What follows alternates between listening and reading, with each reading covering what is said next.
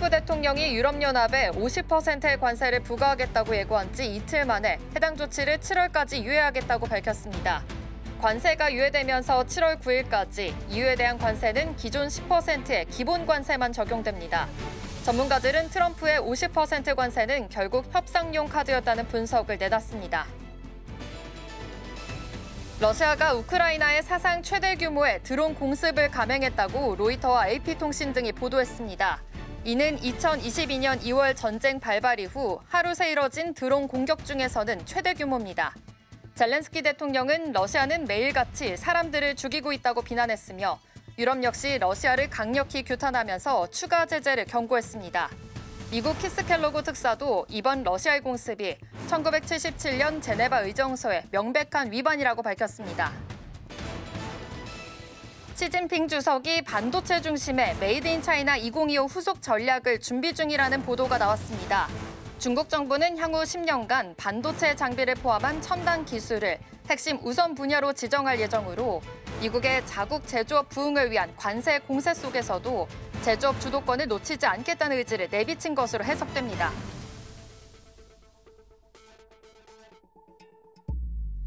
밤사이 뉴욕 증시에서 있었던 일 쉽고 빠르게 전해드리겠습니다. 안녕하세요. 글로벌 증시와이드 진행의 이연아입니다. 간밤 뉴욕 증시는 메모리얼 데이로 휴장이었습니다. 도널드 트럼프 대통령이 EU에 대한 50% 고유 관세를 유예하면서 무역 긴장이 완화가 됐는데요. 글로벌 무역 시장은 계속해서 반등세를 보였습니다. 또 이번 주에는 중요한 경제 이벤트들이 예정돼 있습니다. 먼저 28일에는 엔비디아의 실적 발표가 있고요. 30일에는 연준이 중요하게 보는 PC 물가 지표가 공개됩니다. 과연 이 이벤트들이 시장에 어떤 영향을 줄지 이어서 살펴봐야겠습니다. 그렇다면 오늘 글로벌 주요 이슈들 함께 살펴보도록 하겠습니다. 도널드 트럼프 미국 대통령이 유럽연합에 예고했던 50% 고율 관세 부과를 당초 6월 1일에서 7월 9일까지 한 달 넘게 유예하기로 했습니다. 트럼프 대통령은 25일 주말을 보낸 뉴저지 골프장에서 백악관으로 복귀하기 전 기자들과 만나 이 같은 입장을 밝혔는데요. 이는 EU 집행위원장인 폰데어 라이엔과의 전화통화 이후 결정된 것으로 그녀가 협상을 위해 시간이 더 필요하다고 요청한 것으로 전해졌습니다. 트럼프 대통령은 앞서 이번 달 23일 협상 진전이 없다며 EU의 50% 관세를 전격 경고한 바 있어 파장이 일었습니다. 한편 트럼프 대통령은 러시아가 우크라이나에 감행한 대규모 미사일 드론 공격에 대해서도 언급했는데요. 푸틴 대통령을 겨냥해 많은 사람을 죽이고 있다고 비판하며 러시아에 대한 추가 제재 가능성을 강하게 시사했습니다.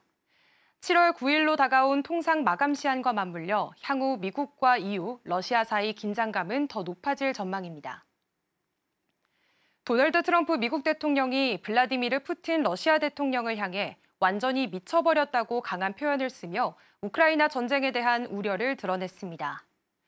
트럼프 대통령은 25일 자신의 SNS에 올린 글에서 푸틴이 불필요하게 많은 사람을 죽이고 있다며 민간인 살상 문제까지 공개적으로 비판했는데요. 특히 우크라이나 도시들의 이유도 없이 미사일과 드론이 쏟아지고 있다고 말하며 푸틴 대통령이 우크라이나 전역을 노리고 있다는 점도 강조했습니다. 트럼프 대통령은 젤렌스키 우크라이나 대통령에 대해서도 그의 말이 문제를 일으킨다며 불만을 드러냈고요. 이번 전쟁은 젤렌스키, 푸틴, 바이든의 전쟁이지 트럼프의 전쟁은 아니다라며 자신이 대통령이었다면 전쟁이 시작되지 않았을 것이라고 주장했습니다. 한편 젤렌스키 대통령은 같은 날 러시아가 키이우를 포함해 30여 개 지역에 드론과 미사일을 동시 공격했다며 최소 12명이 숨지고 수십 명이 다쳤다고 밝혔습니다.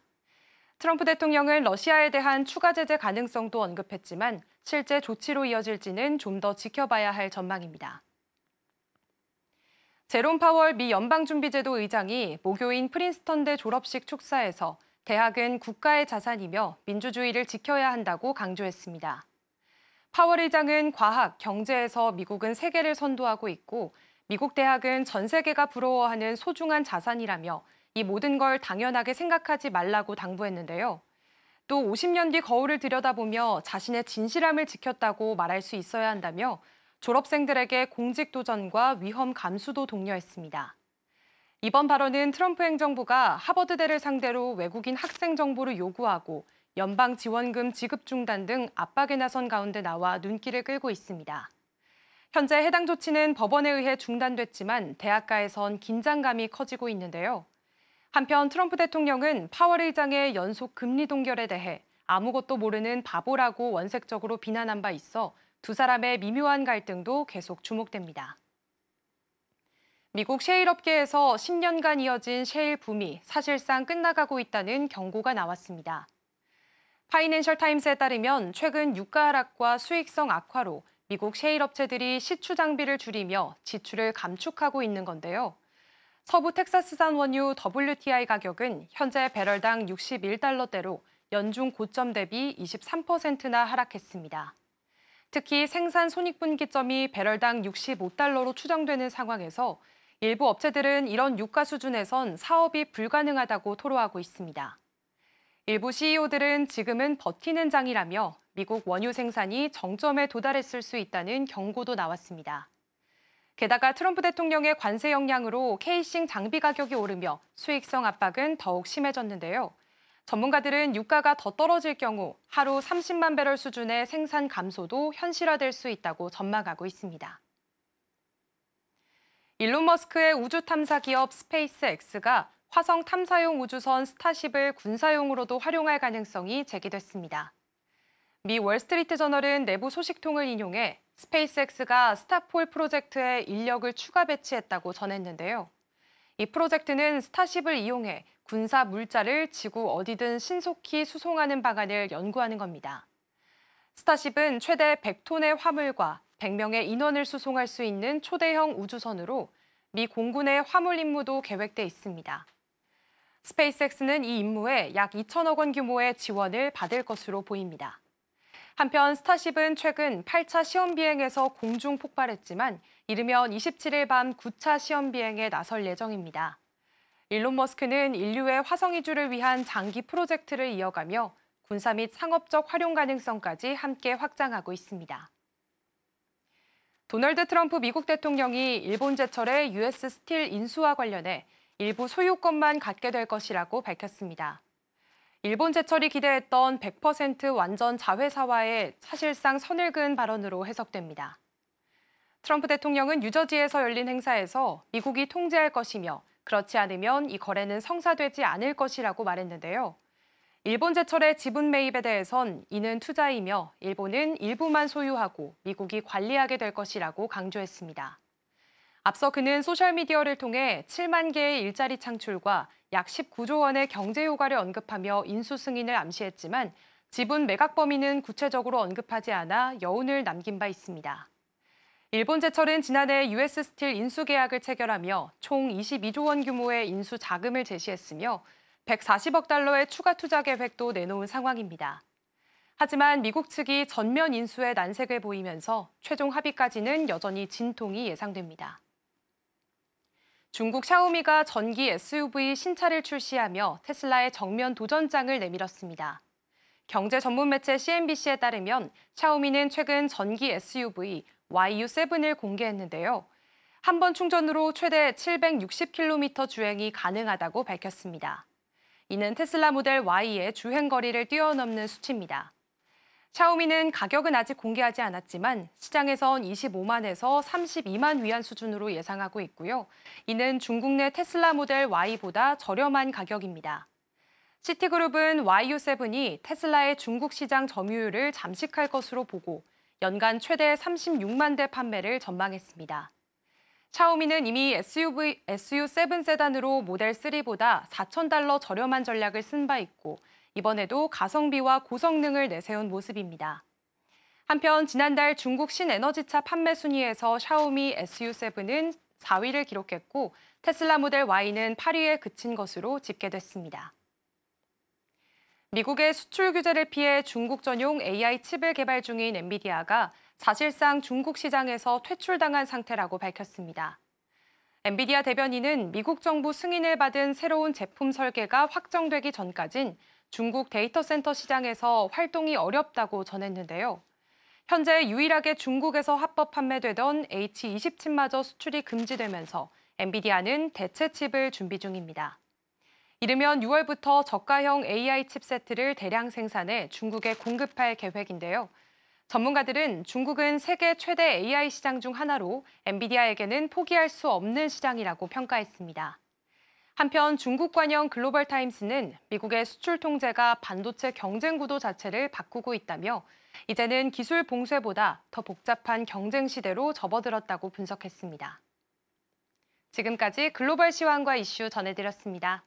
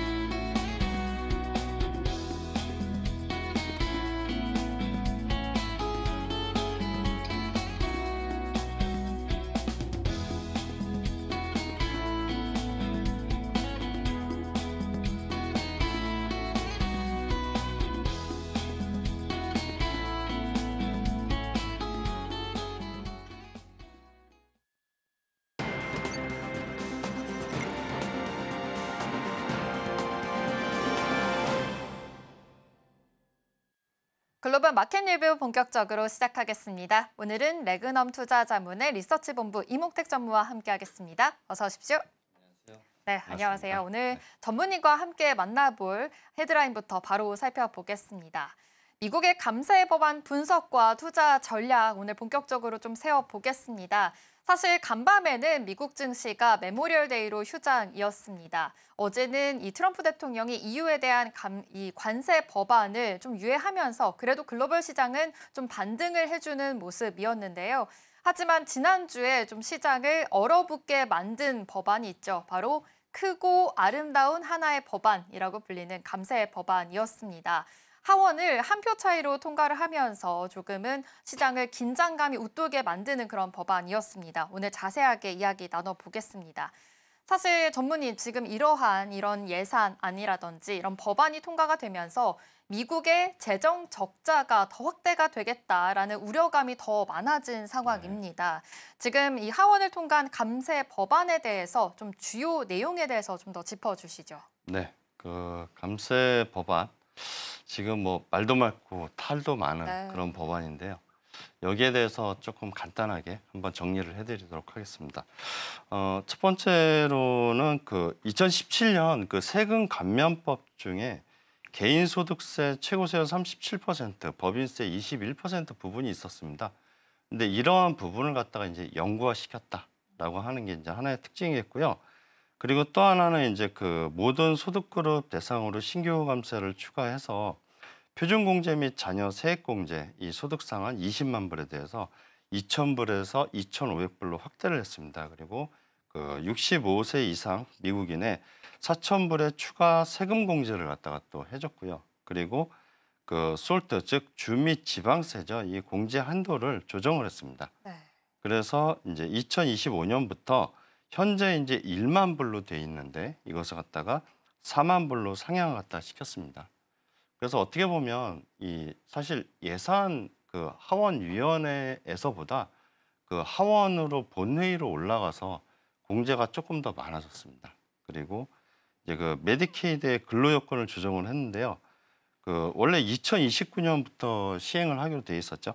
이 수급자 근로 여건을 갖다가 이제 조기 시행을 2026년 12월부터 하기로 했고요. 여기에 대해서 이제 무자녀 성인 19세부터 64세까지 월 80시간을 근로해야지 이 메디케이드 수급에 대한 자격을 부여를 하게 됩니다. 즉 기존에는 그냥 메디케이드를 갖다 부여를 해줬다면 이 도덕적 해이를 막기 위해서 이제 이렇게 하겠다라고 하는 것이고요. 결국은 이제 이게 그 메디케이트로 나가는 지출을 줄이게 되는 이제 그런 효과가 있고요. 그럼 결국 이러한 그 조치들을 갖다 통해서 미 의회 예산국이 추정을 했는데요. 이 법안으로 10년간 적자가 약 3.8조 달러 증가될 것으로 이렇게 예상이 되고 있습니다. 자, 그러면 이것에 대해서 이제 좀 어떻게 생각을 해볼 수 있냐? 그 미국의 상품 수입 금액이 대략 3.3조 달러 1년 정도 된다라고 이렇게 좀 보고 있습니다. 그 이제 10년 동안. 그러면은 이게 여기에다가 10% 관세를 갖다 붙이면 3,300억 달러가 되겠죠. 이것을 갖다가 10년으로 추정을 갖다 하면 약 3.3조 달러 정도가 됩니다. 그러면 3.8조 달러의 이 재정 적자에 대해서 어느 정도 좀 충당이 되는 그런 그림이 나오겠죠. 그래서 결국은 관세를 갖다가 이제 한 10에서 20% 정도 범위 내에서 이제 협상을 갖다 마무리할 수 있냐, 이게 좀 관건이 될 거라고 보고요. 그런 측면에서 이제 뒤에서 좀 더 자세하게 살펴보도록 하겠습니다. 지금 미국 주정부 및 지방정부세, 솔트라고 하는 법안인데요. 네. 요거를 갖다 조금 자세하게 보면 2017년에 그 솔트 공제안도 2025년까지 연 1만 불로 제한을 갖다 해가지고 고세율주인 뉴욕과 캘리포니아, 뉴저지 등 고소득 납세자가 이제 큰 영향을 받았습니다. 그래서 연방세수가 증가를 했는데 이거를 4만 불로 상향을 시켰잖아요. 반면에 50만 불의 초과 납세자를 갖다 이제 그 혜택을 단계적으로 축소를 하기로 했습니다. 그래서 결국은 최고소득자 추가 제한을 갖다 혜택에 대해서 제한을 하고 중상위 소득층과 고세율주에 거주하는 납세자가 혜택을 보게 됩니다. 네, 좋습니다. 지금 이 주요 법안 내용에 대해서 자세하게 또 짚어주셨는데요. 사실 이렇게 지금 주요 감세안이 이루어지게 된다면 지금 10년간 적자가 3.8조 달러 증가가 예상이 된다라는 이야기도 해주셨습니다. 사실 좀 세세한 내용을 또 따져보자면 사실 풍력과 태양광 쪽으로 세 공제 좀 단계적으로 폐지가 되면서 좀 이에 대한 악재가 더 있기도 했었죠. 이런 종목에 대해서도 좀 조심할 필요가 있겠는데요. 그래도 지금 다양한 감세 법안이 지금 아직은 상원까지 넘어간 상황이니까 앞으로의 관망세 좀 지켜보시면서 대응해 보시면 좋을 것 같습니다. 지금 이렇게 주요 내용들 하나하나 좀 자세하게 짚어주셨는데 사실 요즘 미국의 국채 금리도 오르고 있는 상황이고요. 지금 이 법안으로 인해서 국채 수급에도 영향이 있을 것으로 보이거든요. 이 점도 좀 분석을 해주시죠. 네. 현재 그 미국채 총 발행량이 약 36조 달러 정도 될 것으로 추정이 되고 있습니다. 네. 근데 그 미국채의 2025년 만기가 9.2조 달러입니다.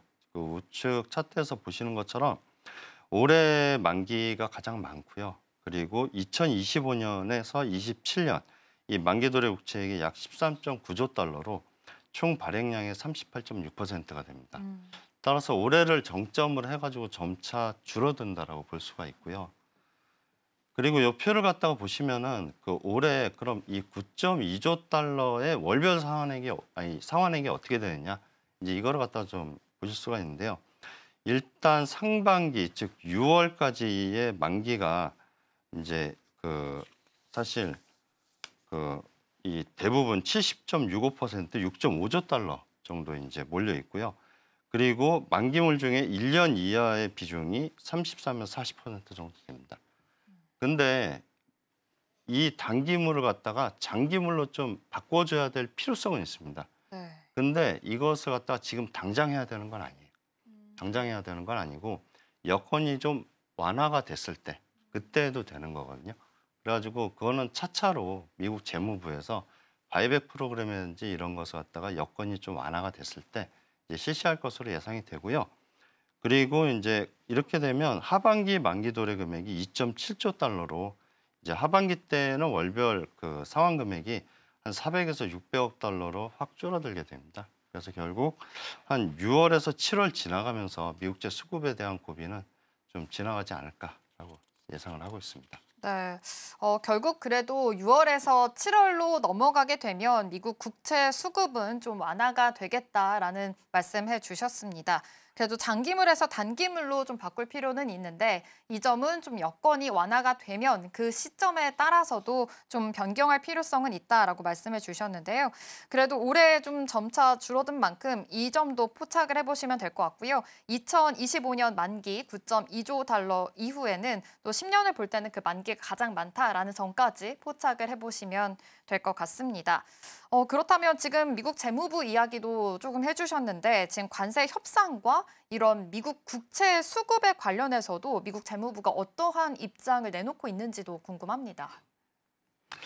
네, 먼저 그 스캇 베센트 그 미국 재무장관이죠. 네. 예, 이분께서 이제 몇 가지 말씀을 갖다 좀 해주셨는데, 첫 번째로 이제 그 EU에 대한 게 있죠. EU는 이제 연합체라서 이 단일 협상을 갖다 하는 과정이 이게 좀 이렇게 민첩하지 않을 수가 있습니다. 네. 하지만 이제 그 EU의 중심 국가라고 할 수 있는 독일 같은 경우에 그 협상에 적극적이라고 이야기를 했고요. 그리고 중국과도 조만간 다시 대면 협상 예정이고 그 향후 몇 주간 대형 거래 몇 건이 발표가 될 거다라고 이렇게 이야기를 했습니다.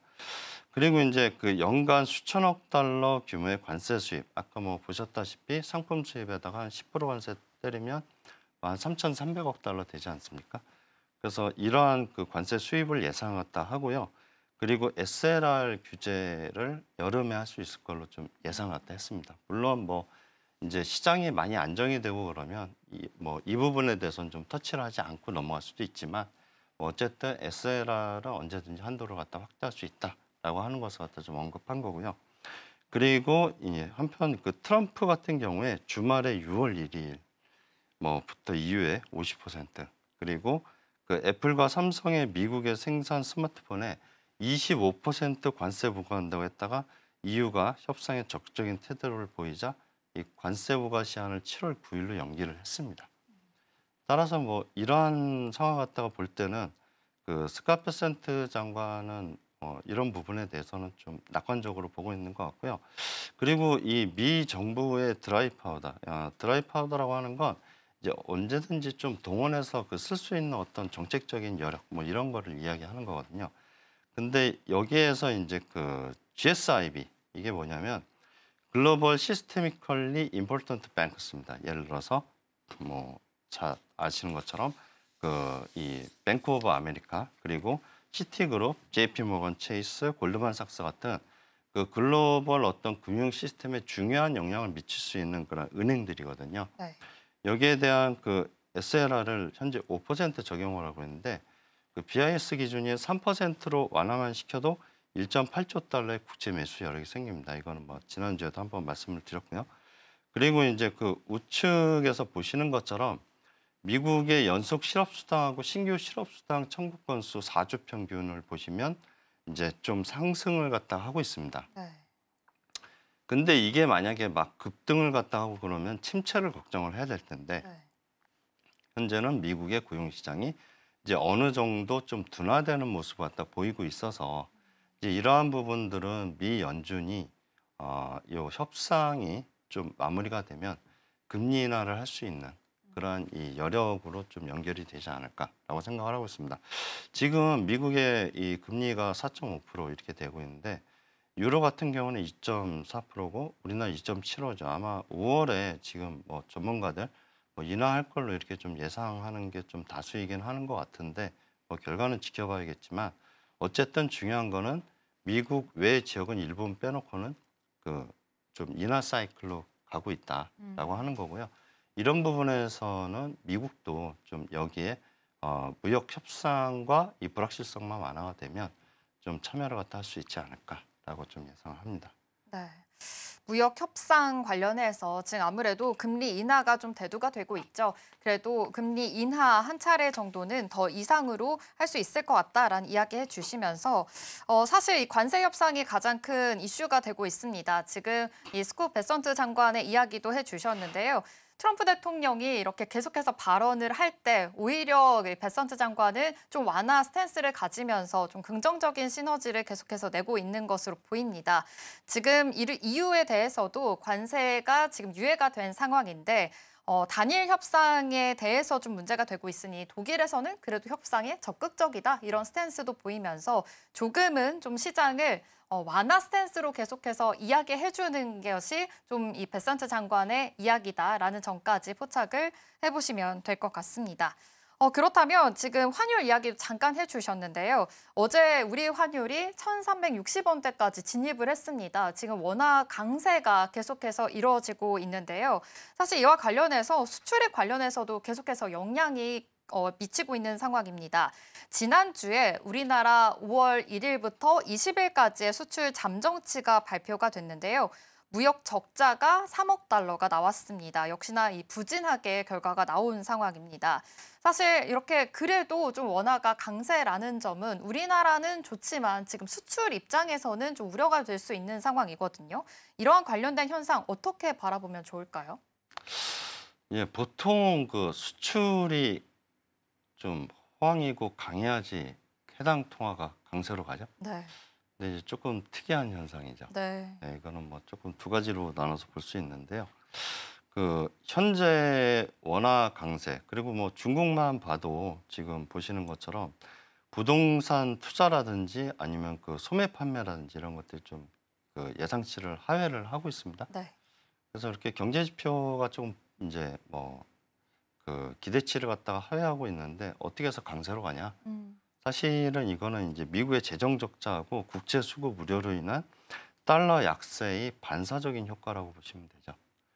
그리고 또 한 가지는 그 트럼프 정부가 아무래도 이 무역 적자를 갖다가 좀 되돌리고자 하는 그런 목표가 있기 때문에 이러한 측면에서 이제 달러 약세가 좀 진행이 되고 있다라고 보시면 될 것 같습니다. 결국은 무역 합의 전까지는 이러한 현상이 지속되지 않을까. 그리고 아까 보셨던 그 미국채 수급에 대한 어떤 우려, 이제 이런 것들이 6월에서 7월 지나면서 완화가 되니까 무역 합의가 이루어지는 한 3분기 뭐 요 정도 이제 지나면은 이런 현상은 이제 어느 정도 좀 수그러들지 않을까라고 생각을 하고 있습니다. 네. 그래도 이 미국채 수급에 대한 우려는 6월에서 7월에 좀 완화가 될 수 있을 것 같다라고 전망을 해주셨으니까 이 점 참고해 보시면 좋을 것 같은데요. 그렇다면 좀 3분기부터 본격적으로 좀 시장은 안정화가 될 수 있을 것 같은데 이에 따라서도 이 투자자들의 전략이 굉장히 중요할 것 같습니다. 어떤 전략을 세워보면 좋을까요? 네, 일단 그 S&P 500의 1분기 기업 실적을 갖다가 좀 한번 보도록 하겠습니다. 네. 지난주까지 그 96%의 기업이 실적 발표를 했고요.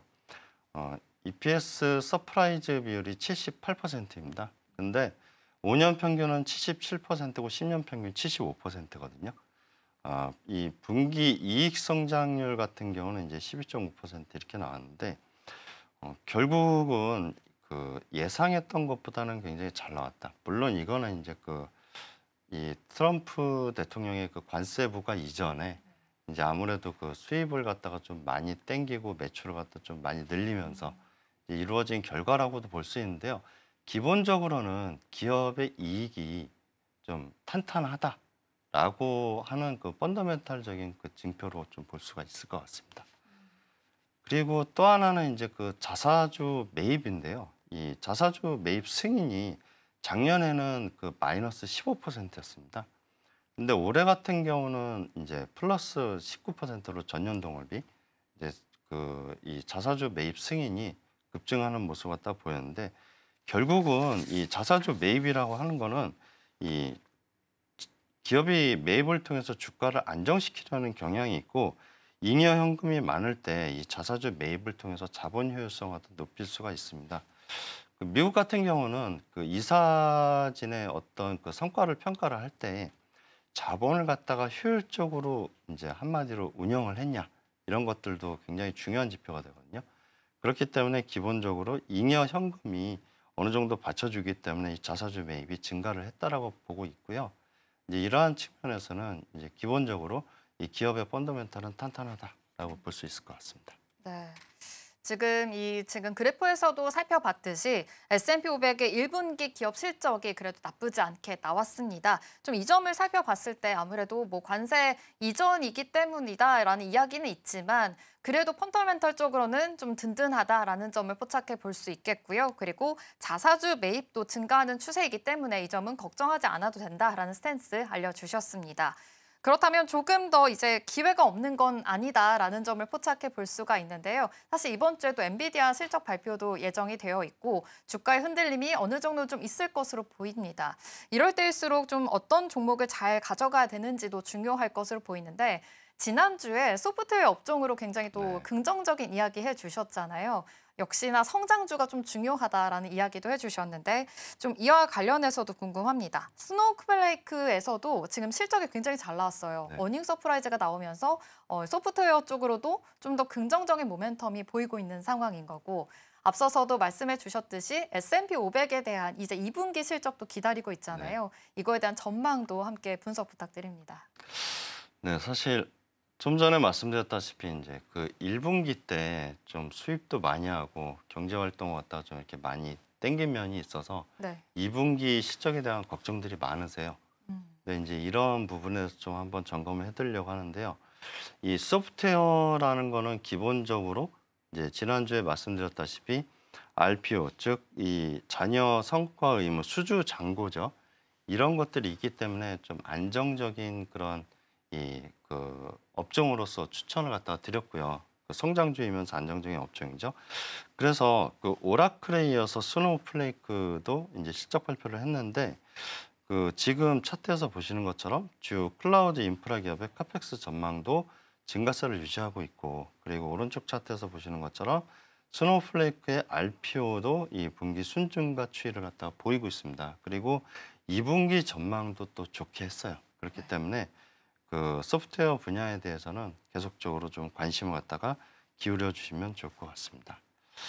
그리고 이 관세 협상이 만약에 10에서 20% 선에서 타결이 된다. 그러면 기업이익 전망이 상향이 된다라고 예상을 하고 있습니다. 왜냐하면 지금 이제 보시는 차트는 기업이익하고 이 S&P 500 그리고 2분기 이 기업 매출 성장 전망인데요.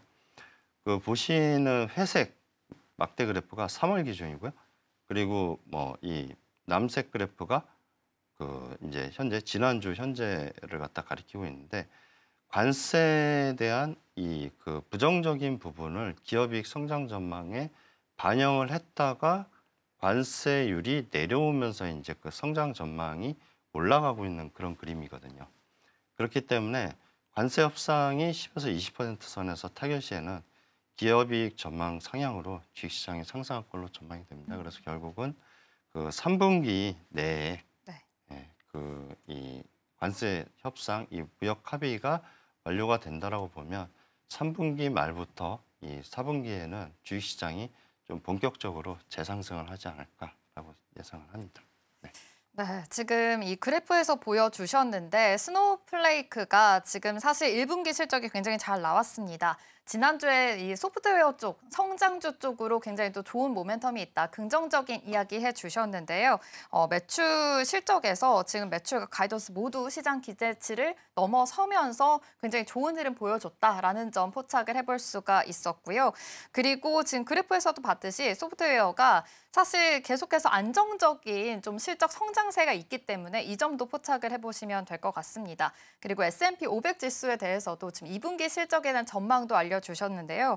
지금 관세 협상이 아무래도 가장 중요한 것으로 보이죠. 3분기 쪽으로는 그래도 좀 어느 정도 일단락이 된다면 좀 상승 여력이 굉장히 많기 때문에 이 점은 우려하지 않아도 될 것 같다라는 이야기까지 해주셨으니까 이 점도 참고를 해보시면 좋을 것 같습니다. 그러면 지금 마지막으로 한 가지 말씀도 여쭤보겠습니다. 지금 EU에 대한 관세도 지금 어느 정도 일단락이 된 상황인데 사실은 지금 트럼프 대통령이 계속해서 이 관세로 인해서 재정 적자를 줄이고 싶어하는 상황인 거잖아요. 이거에 대한 우리의 투자 전략도 조금은 필요할 것 같습니다. 지금은 관망세인 자세가 더 중요할까요? 일단 그 일전에 말씀드린 그 트럼프 대통령의 그런 지금 말씀 주신 관세 협박이나 그게 있고 그리고 이 부채 협상 타결 시 일시적 유동성 축소 문제도 네. 있다라고 말씀드렸죠. 그리고 또 한 가지는 이제 주가 급등에 의한 밸류에이션 부담이 있습니다. 뭐 단기적으로는 이제 좀 상승할 수 있다라고 말씀을 드렸었어요. 네. 예, 그리고 그러면 이제 이러한 요인들이 이 주식 시장의 변동성을 높일 수 있는 요인들이죠.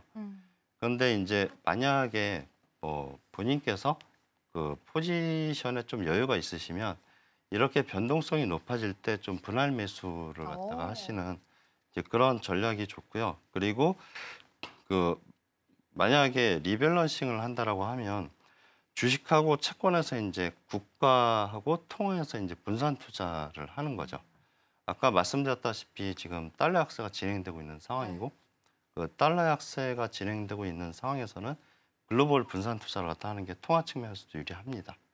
예, 그렇기 때문에 이렇게 대응을 갖다가 하고 이제 그 3분기 중에 관세 협상이 타결된다라고 하면은 이제 한 3분기 말에서 4분기 예, 요 정도에 다시 미국 주식을 갖다가 이 포지션 높이시는 게 좋지 않을까라고 생각을 하고 있습니다. 네, 좋습니다. 요즘 계속해서 좀 불안정한 시장입니다. 이럴 때일수록 오히려 채권 같은 곳에서도 좀 분산 투자하는 것도 좋은 방법일 수 있다라는 거 이야기해 주셨으니까요. 투자 포인트 잘 세워보시면 좋을 것 같습니다.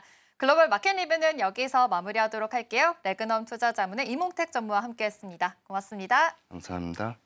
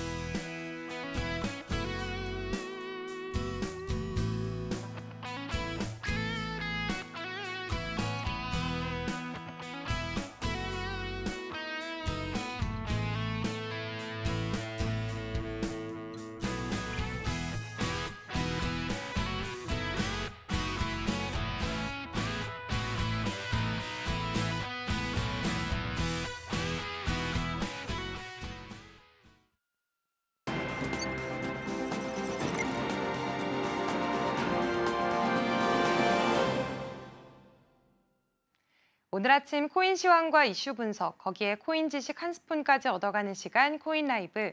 먼저 코인 한 스푼으로 열어보겠습니다. 요즘 코인 시장에 관심 있는 분들이라면 이 비트코인 반감기라는 말 한 번쯤 들어보셨을 겁니다. 근데 막상 이 반감기가 정확히 뭔지 또 왜 중요한 건지 잘 모르겠다는 분들도 많으시죠? 특히 작년 2024년 4월에 네 번째 반감기가 있었고 지금은 그 이후 시장이 어떻게 흘러가는지 지켜보는 중요한 시점인데요.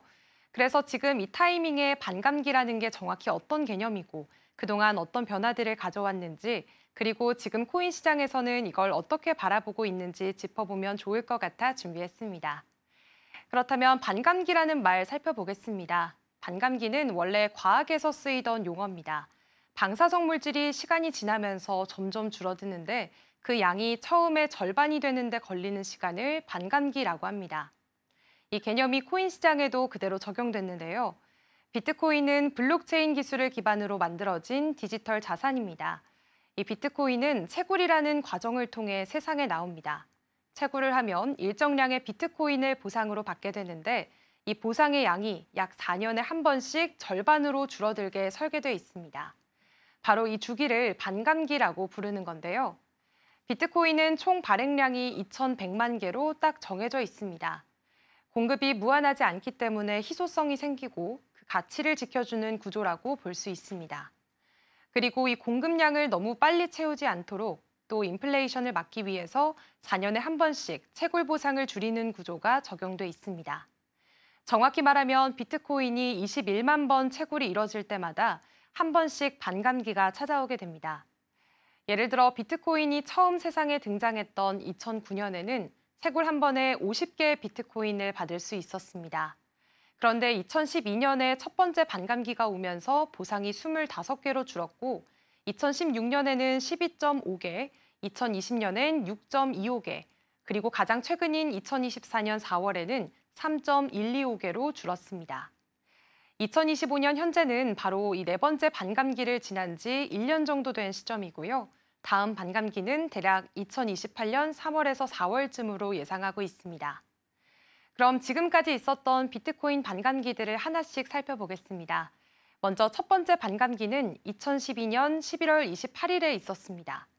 이때만 해도 비트코인은 정말 생소한 개념이었고 거래소도 몇 군데 없었습니다. 그래서 가격 변동폭이 굉장히 컸는데요. 반감기 전에는 비트코인 한 개 가격이 약 1달러였는데 이후 최고가는 약 1,200달러까지 치솟았습니다. 무려 1,200배 가까이 오른 겁니다. 물론 그만큼 시장 규모가 작고 변동성도 컸던 시기였습니다. 두 번째 반감기는 2016년 7월 9일에 있었고요. 이때는 채굴 보상이 25개에서 12.5개로 줄었습니다. 이 시기를 전후로 국내에서도 코인 시장이 본격적으로 자리를 잡기 시작했습니다. 업비트, 빗썸, 코인원, 코빗 같은 거래소들이 하나둘 생겨나면서 일반 투자자들에게도 비트코인이 조금씩 알려지기 시작했습니다. 당시 비트코인 가격은 반감기 전 약 200달러 수준이었는데요. 이후 2017년 12월에는 약 19,870달러까지 오릅니다. 세 번째 반감기는 2020년 5월 11일에 있었습니다. 이 시기에는 글로벌 이슈가 정말 많았는데요. 중국이 암호화폐 채굴을 전면 금지하겠다고 나섰고 반대로 미국에선 테슬라가 비트코인을 대량 매입하면서 앞으로 비트코인으로 전기차 결제가 가능하다라고 발표를 하기도 했죠. 국내에선 법무부가 한때 거래소 폐지를 논의했다가 철회를 하면서 투자자들 사이에서는 큰 혼란이 있기도 했습니다. 비트코인 가격은 반감기 직전엔 약 3,000달러 수준이었고요. 이후 2021년 11월에는 사상 최고가인 68,990달러를 기록했습니다. 그야말로 전 세계가 비트코인에 주목했던 시기였습니다. 그리고 가장 최근 반감기는 바로 작년 2024년 4월 20일에 있었습니다. 이제 채굴 보상은 3.125개로 더 줄었고요. 비트코인 전체 발행량의 90% 이상이 이미 시장에 풀려 있는 상태입니다. 2024년 초부터 비트코인 가격은 빠르게 상승하기 시작했는데요. 반감기 직전인 3월에는 드디어 73,831달러까지 오르면서 기존 최고가를 경신했습니다. 하지만 이후에는 어느 정도 조정을 받기도 했습니다만 2025년 5월 현재는 약 10만 9천 달러 선에서 거래가 되고 있는데요. 이처럼 반감기마다 비트코인 가격은 큰 변화를 보여왔고 그 흐름이 시장 전반에 어떤 영향을 주는지도 해마다 주목을 받고 있습니다. 이번 2024년 반감기는 과거와는 조금 다른 모습을 보이고 있습니다. 이전 반감기들을 보면 대부분 반감기 이후에 비트코인 가격이 몇 배씩 크게 뛰었습니다. 예를 들어 2012년엔 8,000%, 2016년엔 277%, 2020년엔 762% 상승했었는데요. 이번엔 상승폭이 상대적으로 작았습니다. 약 56% 정도에 그쳤습니다. 이런 결과가 나온 이유는 여러 가지가 있습니다. 먼저 글로벌 경제 상황이 예전만큼 우호적이지 않았는데요. 미국은 여전히 고금리 기조를 유지하고 있고 그 영향으로 자산시장 전체의 투자 심리가 위축됐습니다. 돈이 잘 안 도는 환경이다 보니 암호화폐 시장도 자연스럽게 위축될 수밖에 없었죠. 두 번째는 시장의 구조가 예전과는 달라졌다는 점입니다. 과거에는 개인 투자자들이 주도를 했지만 지금은 비트코인 현물 ETF가 승인되고 기관 자금이 대거 들어오면서 분위기가 많이 달라졌습니다.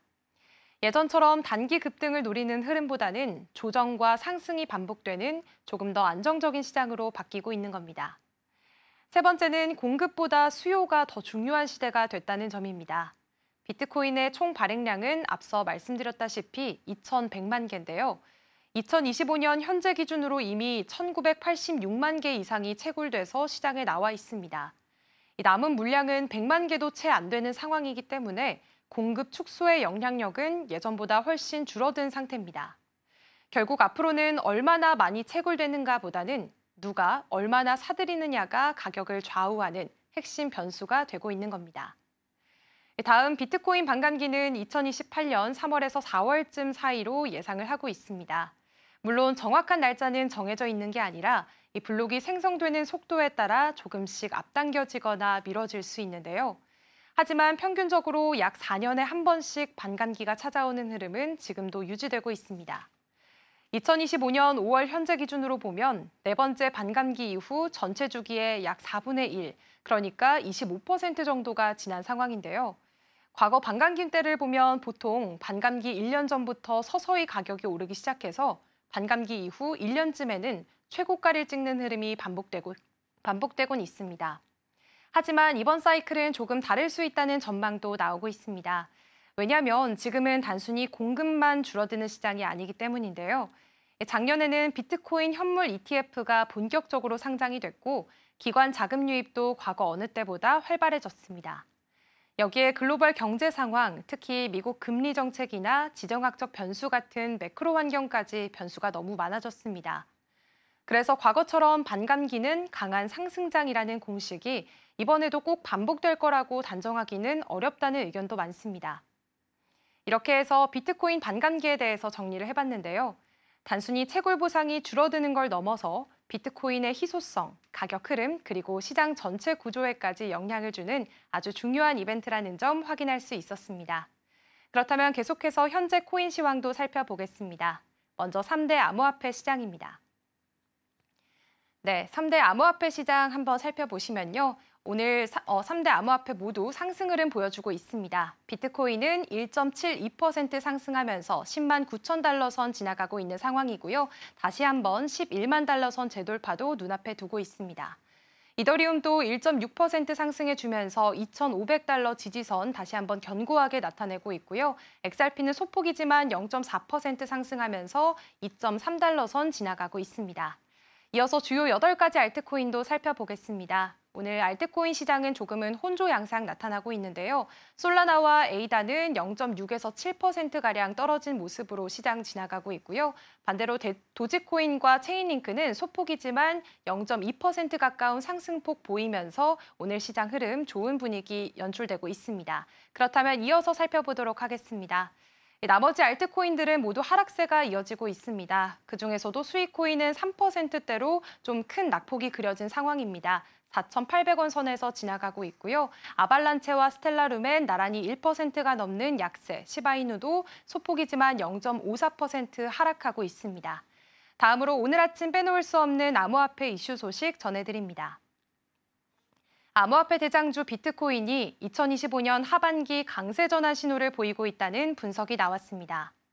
유명 애널리스트 댄 감바데오는 휴면 기간, 즉 1년 이상 움직이지 않은 비트코인 보유 지갑 비율이 다시 증가세로 돌아섰다며 과거에도 이 지표가 상승 전환의 신호였다고 밝혔습니다. 억만장자 투자자 로렌스 레오파드는 연준이 결국 다시 돈을 찍을 수밖에 없는 구조라며 비트코인은 구조적으로 상승할 수밖에 없다고 강조했습니다. 특히 파워로우 모델을 바탕으로 5년 내 비트코인이 평균 32만 달러, 최대 185만 달러까지 갈 수 있다고도 내다봤습니다. 기술적 분석에서는 장기 상승 흐름은 유지되고 있지만 단기적으로는 11만 2천 달러 선에서 저항에 부딪히며 조정 가능성도 제기되고 있습니다.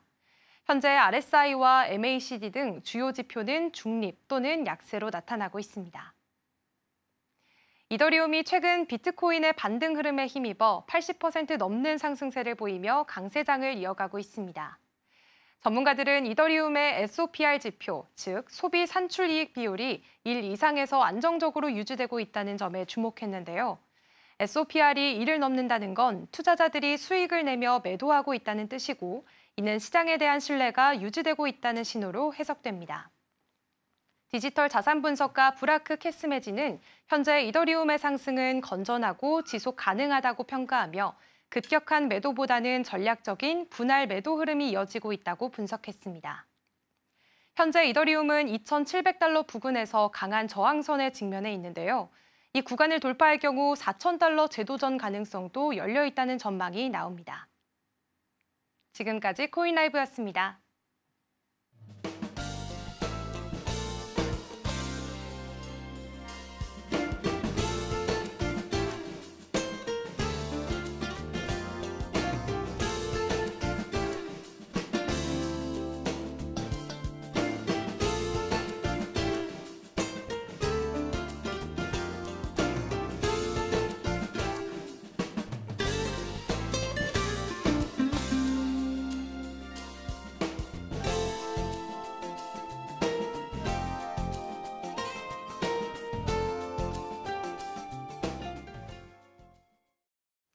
5월 27일 화요일 글로벌 증시와이드가 준비한 소식은 여기까지입니다. 본 방송에서 제공하는 정보는 투자 판단을 위한 조언일 뿐 해당 종목의 가치와 수익률을 보장하지 않습니다.